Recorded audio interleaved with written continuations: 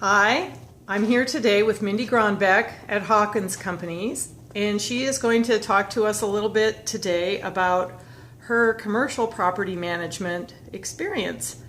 Mindy, thanks so much for taking your time. How did you get started as a property manager? So I think most people don't start out thinking when you go to college you're going to become a property manager. I actually think you do something else before you are kind of led to property management. And in my case, I was in retail management. So I worked at Victoria's Secret, Carter's Children's Wear. I ran all different kinds of retail places before I decided to put my hat in for a general manager position of the outlet mall here in Boise. And did that for several years before applying for this position, and I've been with this company for 13 years. Oh, how interesting. So you were able to transition that other management experience, it's management, but just a different kind of product. That is correct. Yes. Wow, interesting. Sometime I want to talk to you about that Victoria's Secret thing. Do you manage your own properties too? Do you have any that you own yourself, or do you just work here for other owners? So Hawkins Companies is a commercial developer. So we own and manage only what we build. We don't do it for third party. I do not have any other properties that I do myself. So really my focus is the 4 million square feet that Hawkins Companies has developed. And we've developed nearly 10 million over about a 40-year span. But we currently have, as far as our investment hold, we've got 4 million square feet in 22 different states. That's interesting. For the class, that means that you're an employee, essentially, and probably not an independent contractor then. That is correct. Okay, that's a very good perspective for our class to know about, because I think sometimes we think about just working for ourselves and having either our own properties or managing properties for other owners, but you're really an employee, and that's a good thing for the class to know about. Yes, there's lots of different options in property management, but this is a particular one that I have landed in. Can you tell us about the kinds of properties that Hawkins owns? Sure. Like I said, we're a commercial developer. So in Boise, to give you an idea, the center that Cabela's is in, that is our shopping center.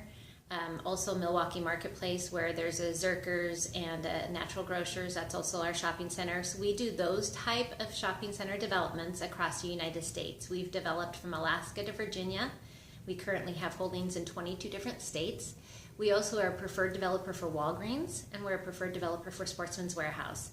We've also developed the Trader Joe's that is in downtown Boise, and we've done 3 other Trader Joe's elsewhere in the country. How interesting. It sounds like then you have maybe some opportunities even to travel.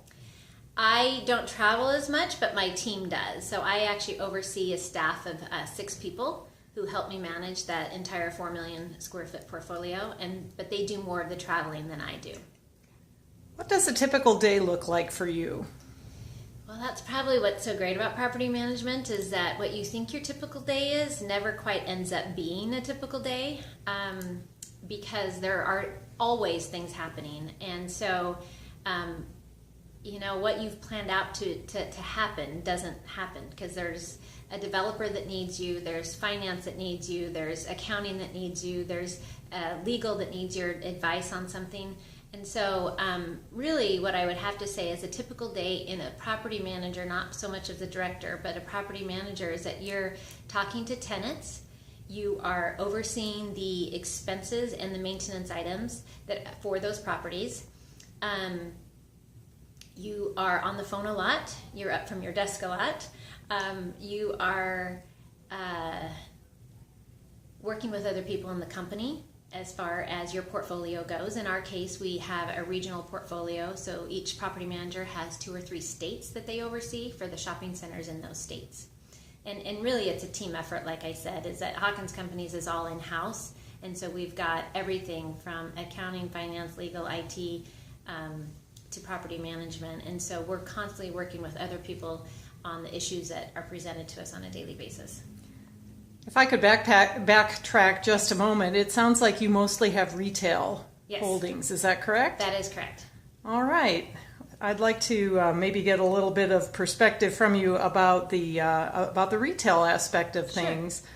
Have you done other kinds of management that you could compare retail to other kinds of things, or have you been mostly involved in the retail part of it? Well, yes, 99.9% of my career has been retail. We've had a little bit of office mixed in to our portfolios that we've had to manage. And I can't speak to experience on this, but right now we are in the process of joint venturing with two companies on multifamily properties. So we've got multifamily in our future, but to my experience to date is primarily retail. Okay. What do you like most about your job in doing this property management? I think it goes back, it's kind of tied into what I said for the last question in regards of it's always changing. It's not mundane. I've always got a challenge in front of me. I always have something to do. I'm extremely busy and not just with day-to-day tasks, but with actually challenging work in front of me. And so probably what I like most about it is that it's always changing. What is your biggest challenge as a property manager?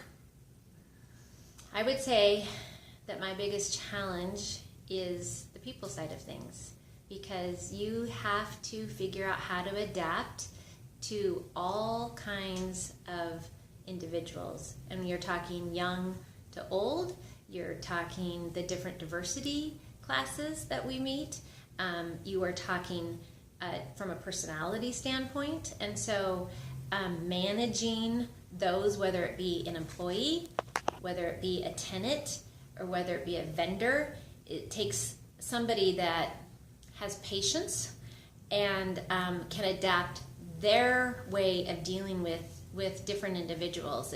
That would probably be the most difficult thing is just knowing that you might have to change in what your approach is in order to communicate with them properly. It sounds like you really need a diverse kind of skill set to be able to function. I do think you do. Property management is not for everyone. I will definitely say that. We've had people that we have hired that have come in and it's not been their thing. It just hasn't worked out. But those that really do love it and love it for the reasons I've just said can excel in it. If you could give one piece of advice to the class, what would that be? Get involved in other organizations that are affiliated with what you do. I like the Institute of Real Estate Management, NARPM if you're in residential or multifamily, BOMA if you're in office. Get involved in those, get your designations if you so choose to, but the networking in those organizations will help you in your career and will help you in your business. I know so many people that have joined and have gotten business throughout the country because of somebody they've met through one of those organizations. So I would say network and get involved in those organizations that support what you do and the type of property you manage. Mindy, thank you so much again for taking the time today. You're welcome.